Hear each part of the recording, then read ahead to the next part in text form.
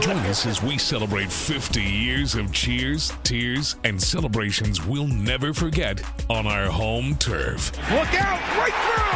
A pick block by Steve Gleason. It is scooped and scored by Curtis DeLoach. Touchdown, New Orleans! Hear from the players that made those unforgettable moments and those who were there to tell the story. Snap, placement, kick by Hartley, and it is good! It's good! It's good! Pigs have flown. Hell is frozen over.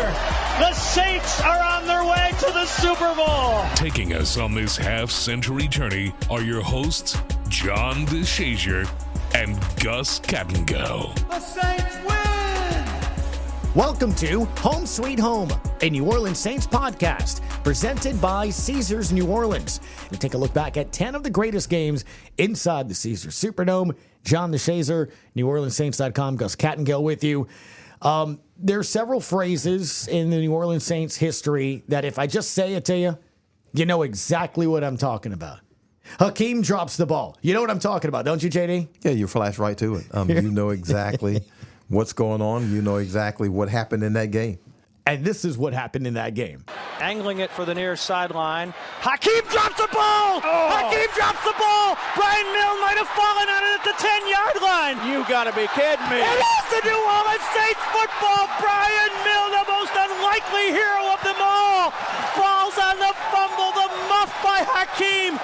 There is a God after all. I can't believe it. Good old Jim. He knew exactly what to describe it because let me tell you, as we celebrate 50 years, for many Saints fans, we didn't know if there would ever be a moment when the Saints would win a playoff game. They were just happy to get to the playoffs, and then they couldn't get over the hump, JD, to get the playoff game.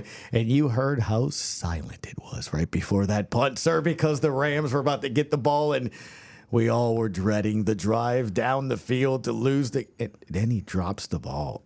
Greatest show on turf. The upset that went. They won a playoff game. That is the first playoff win back in 2000. December 30th, 2000, 31-28, the final there. Yeah, I'm smiling at the memory because Hondo that's the perfect call, and he and Hokie, the late Hokie Gajan, really did a fantastic job in that circumstance. But yeah, the Saints had been to the playoffs before, but the Saints had not won a playoff game. So in that moment when they're about to punt, you start to kind of wonder, are they ever going to win one? Because if the Rams get that ball, I don't think there's a whole lot of people that believe and that's not disrespect. Yeah, that's not disrespect. But the Rams had started warming up and they were coming back, and it was like, this team's going to get in position and they're going to score, and the Saints are not going to win this playoff game. And so to finally be able to break through was just, a sigh of relief. We think about that play, and rightfully so. But what we forget is what it took for the Saints to get to that point, right? Yeah. There was a defender named Sammy Knight that had a pretty big game that day. Warner checks off, throws, picked off, intercepted by Sammy Knight. Inside the 50, the ball is batted out of his possession, but they will retain it. Torrey Holt batted the ball away, but it goes out of bounds, and the Saints retain possession. He didn't just get one interception. Warner. Intercepted at the 9-yard line by Sammy Knight, and that might be good night. The Rams did make a comeback on that. We're going to hear from Sammy Knight on that night and what it meant to do that. But, man, that was a great conversation with him, and he was so keen in that game. Again, we think of the Hakim dropping the ball, but Saints had to get to the point where they were going to win that game. Well, an interception at the 9 takes points off the board. That's what that does. So Sammy Knight took at least 3 and possibly 7 off the board for the Rams, which turns out to be pivotal in that game because the Saints end up needing each and every one of those points in order to pull that game out. It's so funny how life works. Jim Haslett, the head coach, of course, he had a son by the name of Chase, who now we see up and down the hallways currently is a member of the coaching staff, if that is crazy, JD. Here's our conversation with Sammy Knight and Chase Haslett on what it was like for the Saints to finally get across that threshold and win themselves a playoff game.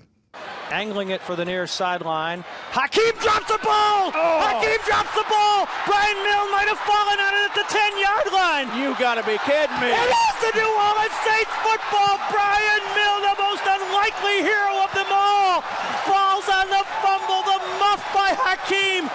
There is a God after all. I can't believe it. Not to say that we doubted it for a second, but Sammy Knight, a member on that team that won the first ever playoff game for the New Orleans Saints, was there. Sir, thanks for joining us to discuss this game. First off, how are you? Doing great. How are you? Doing fantastic. You heard the call there from the great Jim Henderson and Hokie Gajan. John and I were talking about it. We exhaled. We were probably sweaty palms and praying and all that. We're going to talk about the entire game and everything, but just that moment, man, you hear that highlight again and you look back at December 30th, 2015.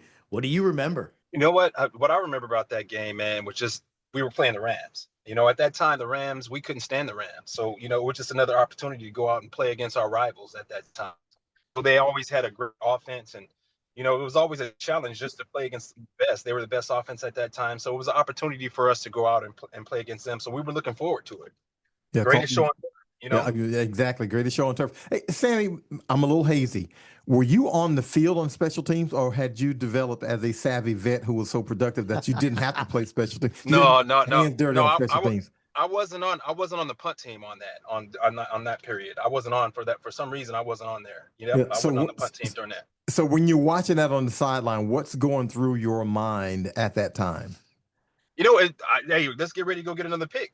I mean, you know what I mean? It was an opportunity for us to go out there and get another pick. We weren't really, you know, worried at that time. I mean, you know, as a fan, I understand it, but as a player, you're in the game. You're just like, hey, it's another opportunity to go out and show why we think we're better than this team. And the reality is, you know, every time you get out there, it's an opportunity. And we know that playing against the best, that they were gonna fight. We were gonna fight. You know, like they looked at us the same way. I believe. You know, they knew when they played us, because every time we played, it was close games. You know, it was either high scoring or low scoring, but it always ended up being a close game. So we have respect for them, and they have respect for us. So it was just one of those opportunities. Yeah, so you know, because you know they're going to throw it the way they were. So when the ball comes out, when there's a loose ball and it's recovered, what was the sideline like? Because I know what the Superdome was like. It was pandemonium. It was excitement because we knew the game was over. You know what I mean? Like, as a player, though, sometimes, you know, you kind of want that moment. You want to go out there and be the like you stop them. Hey, take it. Don't get me wrong. Don't get me wrong. If you don't give it to us, we'll take it. The funny thing about that is that you know, Az Hakim was one of my homeboys too. You know, I just knowing him from college to San Diego State, he was a player back out in the Los Angeles area, and so, you know, just knowing how good of a player he was, I was more worried about him catching a punt and running back. You know what I mean? Like he was unbelievable. So, you know, our special teams did a great job all year, and you know they came through for us in that moment. So now I got to ask: have you ever had a discussion with Oz about that moment? Nah, I don't bring that up. I don't even bring that up. I don't bring that up. Nah. I haven't seen him a lot since then, but I've seen him since then. You know what I mean? And you know, he'll say, like, you know, he said a couple times, like, I've only seen him a couple times, but he said, you know, if I caught that, we was running it back. You know what I mean? And you know, for him, you know, like you feel bad because that's one of your. He was one of the guys that I liked, you know, on the Rams, and I wasn't too fond of too many Rams, but he was one of the guys that I liked on the Rams. And I had I always had respect for that team, the Rams. I always had respect, but you know, he was a rival. But with Oz, you know, he was one of those guys, you know, if he got it, man, he could take it back to the house at any moment. So you never want the ball in his hands in those situations. You know, it's just interesting because I think this is why we love sports, Sammy, that you can have either a game or a moment or something that just encapsulates so much. And part of and part of this series, you know, we just got done talking and recording with Bobby Hebert on their first ever clinch to a playoff berth, right? I mean, look, I grew up here. We stole JD from Atlanta, but I remember as a kid in high school, hey, wow, we're 8-8, we're awesome. Man. And then you had a couple years from the first playoff berth to the year 2000. I mean, you got to wait all the way to 2000 for the first playoff win. I guess just kind of take us back a little bit to that locker room going into that season. I mean, I got to imagine guys like us were asking you, right, in training camp, is this the year you guys are going to win a playoff game and stuff? Did y'all get that feeling of, hey, it's time yet?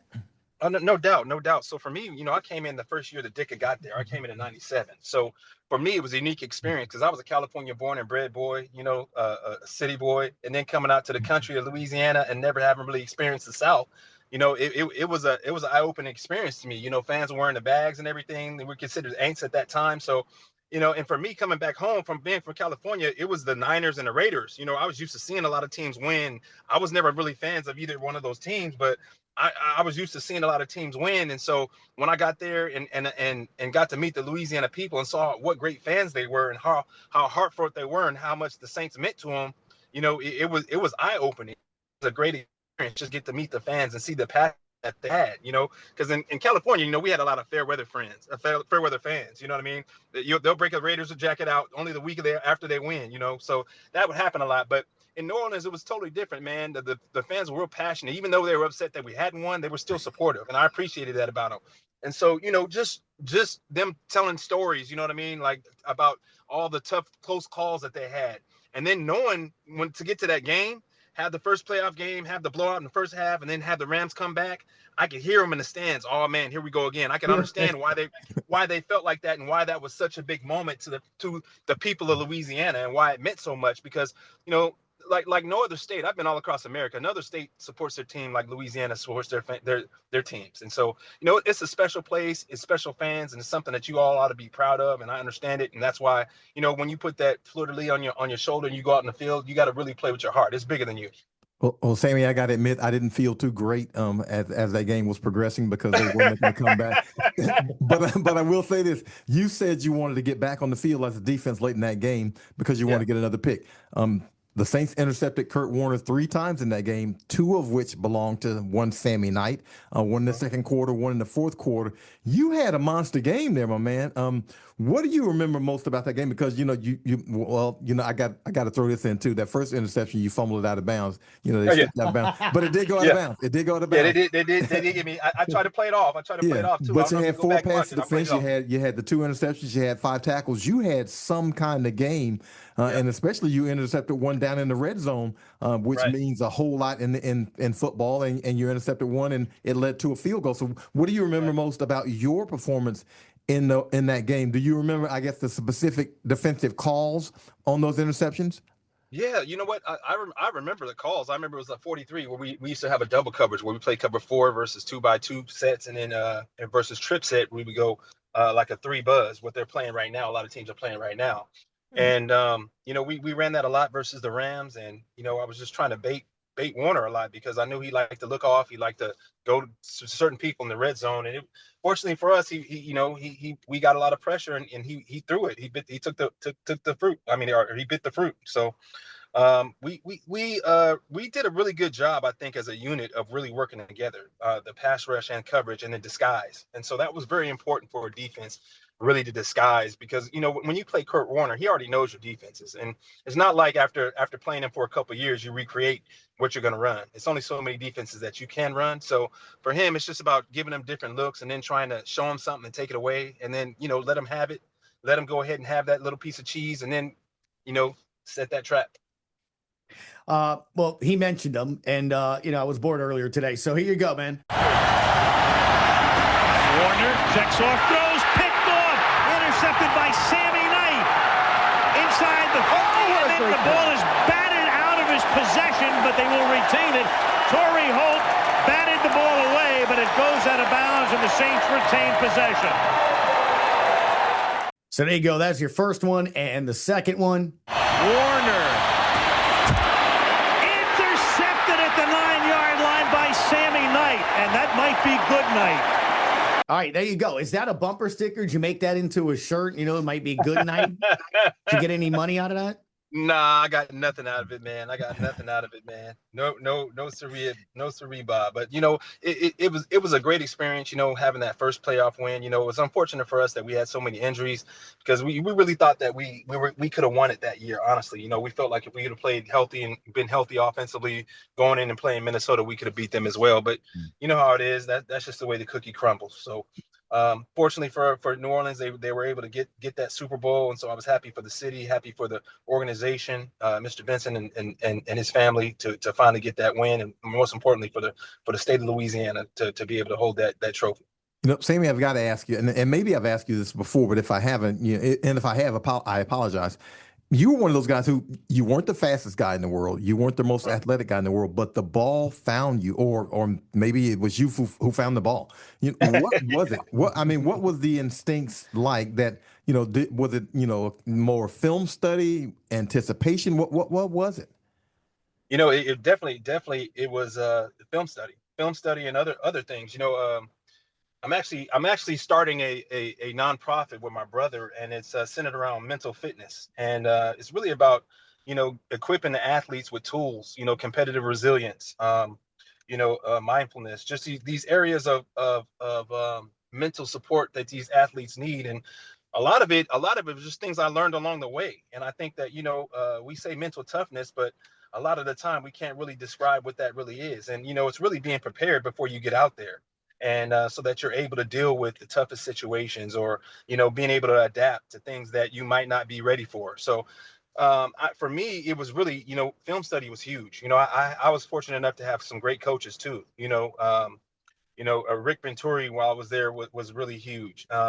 And Coach Shaw was the one who really gave me the confidence to go out and be myself out of the gate. Really, Willie Shaw, I got to give him a lot of credit for developing me. So I had a lot of support. Coach Dicker too, and that's why coaches are so important, because they allow their players to go out and play and be their best selves. They never asked me to be anybody else but who I am. Yeah, I wasn't the fastest, and I wasn't the most physically gifted, but I had a great mind to be able to play the game, and so they allowed me to use that mind and go out and play with that toughness. Do you feel like a historical figure in Saints history, because there are only one first everything, and you were a part of the first playoff winning team here? Yeah. Not me myself, but I think we as an organization and we as a team, hopefully I feel like hopefully the Saints fans will know that we just gave it our all, and we hopefully laid some groundwork for some of the next teams to come, as did the Dome Patrol before us. Defensively, there was a standard that was set with those guys, Ricky Jack, and and all the other ones that came before him. They really set the tone for us to really come in and adhere to that standard that they set. And so it's their shoulders that we stand on, and we wanted to go out there and really play hard and really give the fans what they wanted. So we fell short. We didn't ever get the Super Bowl, but hopefully the fans, when they came and saw us, got their money's worth and never felt like we cheated them out of effort when we were there and played. Sammy, this just in: New Orleans is known for partying. What was it like after the game? Did Brian Milne ever pay for dinner? At least that night? Did he get a limo? What happened? BM was all over the place, man. That big guy too, man. And a Brian Milne story, man. He's a Penn State guy, man. I played against him in my freshman year at USC, man. I thought the guy was a coal miner, like a 28-year-old coal miner, bro. Like Brian Milne was the biggest guy. He was like a legend. He was like John Henry for me, man. When he came to the Saints, I had to tell him about that story about how nervous I was going against I was looking at him in the guide, man. He's like 26, a coal miner that retired and came back and played at Penn State. But yeah, man, he's a great guy, man, a great addition to our team. And when you have guys who are just there to do their job and work collectively as a team, you can be successful, man. And so I'm just looking forward to seeing the Saints continuing that tradition this season coming up and getting back on track. Look, I'm a little league coach for 7 and 8s here, and I have to ask you, because I love that term, competitive resilience. I battle that with my kids all the time. I have an idea of what that means. I want to ask your definition of it, but to me, that's what competition is. It's not going to go according to plan. Whatever plan you have, you're going to go through ups and downs. It's how you overcome that. I mean, I guess that's my definition of competitive resilience. What's yours? Yeah. So for me, competitive resilience, we look at it as the mind's ability to respond, observe, adapt, and rise above life's shocks or stressors. So, and the way I'm going to teach it for little kids is a roar. You know what I mean? You have to respond, you have to observe, you have to adapt, and then you have to rise. And so that's in any situation, that we come across. We're going to have to do those things, right? And the most important thing that we're going to try and teach these kids is that it's on the field and off the field. You know, like hey, I'm a 50-year-old married man. You know, sometimes we have situations with the wife, with the family, with the in-laws. You know what I mean, or whoever, friend, neighbors. You know what I mean. You have to deal with those things, and so you have to adjust. You have to show that competitive resilience to be able to bounce back, or it could be on the job or whatever. So we're just trying to teach these kids these tools so that they can use them on the field and off the field, and it's a lifelong process that we all are going to have to go through. Well, Sammy, just in case my wife is listening, I've never had any issues with you, honey. Everything's been great at the house. And so, you know, I don't know exactly what Sammy is talking about, but it does not apply to the Shazier household. No. Listen, don't get me that. Hey, John, don't try and get me in trouble now. Listen, I didn't say I'm having problems. I was describing what we all go through as human beings. Yeah, absolutely. You're absolutely correct. We do. No, but it's so true. Listen, I mean, literally, I had a game last night, right? My kids are happy one inning, the next inning they can't stand me. I mean, but it's true though. I mean, whether you're 7 or 8, or as you said, Sam, I'm your age. I'll be 50 in January, so it's 70-year-olds too. You know what I mean? Hey, you get that diagnosis or something like that, you gotta respond. Absolutely. Along the lines that I will close up with this, because I almost feel like what you just said probably would be just as important to guys playing currently in the league, man, because no doubt, y'all didn't have social media the way it is now, where we have, as we call them, keyboard coaches, keyboard analysts, right by the play. I mean, you give up a first down pass play, 55 people are immediately texting, Sammy Knight gave up that play. I mean, literally, it's the first quarter, first drive. Right. I mean, that's so you probably have you seen that change from the time you played? Oh, definitely seen that time, and that's why we're addressing some of that. And that's why our target audience is going to be parents, you know, coaches, institutions, teams, and also athletes. So we look at it as a stakeholder community, where you know all these stakeholders are trying to support the student athlete or the athlete, professional athlete, whoever it may be. Surrounding them, you know, to allow them to have the best experience and grow individually. So, and if they grow individually, we'll go collectively, and everybody can win. You know, so for us, we look at it a whole community supporting these individuals, right? From different aspects. So, like you say, it's imperative for them to understand that and learn that so that they can grow. And each individual is going to be different. It's going to show up different for each individual. We all have our different battles that we deal with. You know, we have different personalities. So it's going to show up different, but there's different techniques and tools that you can use. And we just try and show them some of the resources to be successful. About that, John, he helped bring the Saints fan base a playoff win with a couple of picks, and now he's continuing to give back with a little bit of that knowledge on the mindfulness, man. That's good stuff, Sammy. Thank you so much, man. Appreciate it. Thank you, Sammy. That's why you're a Saints Hall of Famer. I love it. Hey, thanks a lot. I appreciate it. Yeah, for sure, man. Thank you for turning back the clock a little bit and going back in time and recapping easily one of the top 3 moments in the Superdome for the New Orleans Saints, man. Mr. Sammy Knight, thank you. Anytime. Thanks. In 2000, when the Saints won their first ever playoff game, now you're a coach. You're sitting across from me after a training camp practice, which is nuts. But how old were you? I was 8 years old. You were 8 years old. Correct. You're the same age of my son right now, who's 8. Just crazy to think about it. All right, so... Okay, this is interesting because right now I have to quiz him. You know, I'm like, name me a Saints player, name me a Pelicans player, and might have to go through some of those names that are popular. How aware were you of the Saints, your dad, job here, the city, the hey, are we ever going to win a playoff game sort of mentality that everybody sort of had? Yeah, no, I mean it's from what I remember.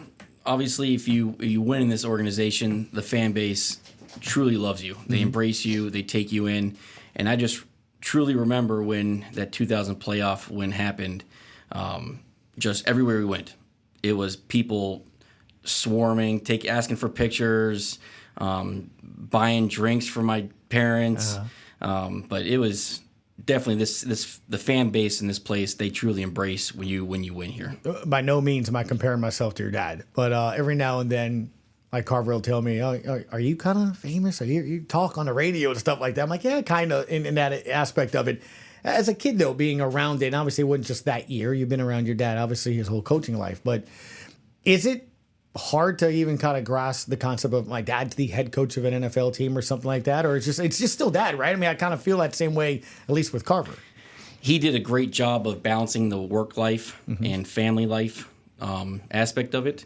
But at the time, I really didn't think anything of it. Right. You know, he's my dad, and it was fun for me to be able to go to his work and run around and play with the equipment.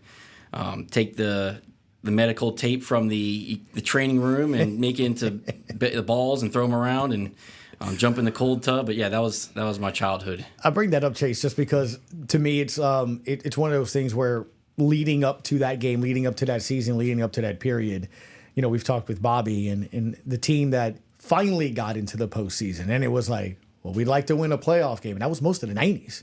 So I mean, it was almost about a decade of, hey, they've reached the playoffs, but they hadn't won, and everyone around here felt that anxiety or that pressure. So I guess it's interesting that you guys didn't feel that at home, although I got to imagine your dad absolutely felt the need to, like, can we get a playoff win here, Oh, I'm sure my parents felt that.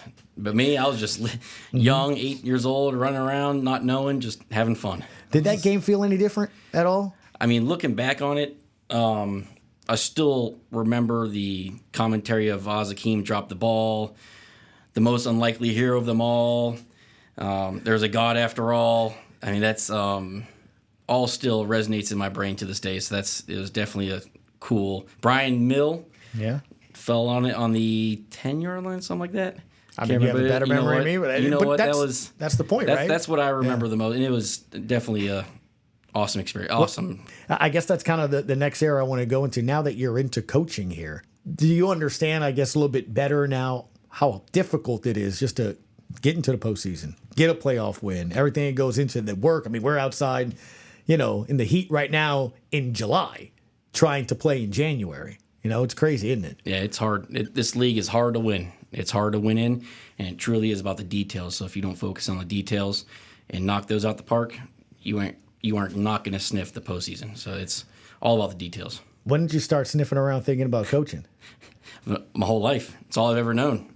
Seeing the impact my dad has made on people over the course of his career, and seeing the calls and texts he gets from former players, reaching out to him. That's something that I grew up on, and that's something I aspired to be, a great coach, and just having that later on in life is what I want. What's it like being here? Love it. Fan base, food. My family loves it here. We just got a house in River Ridge, so right down the road. So my son's able to. We come over here on the weekends. He runs around, so it's kind of like deja vu. Right. But love the city. Love the atmosphere. I love everything about this place.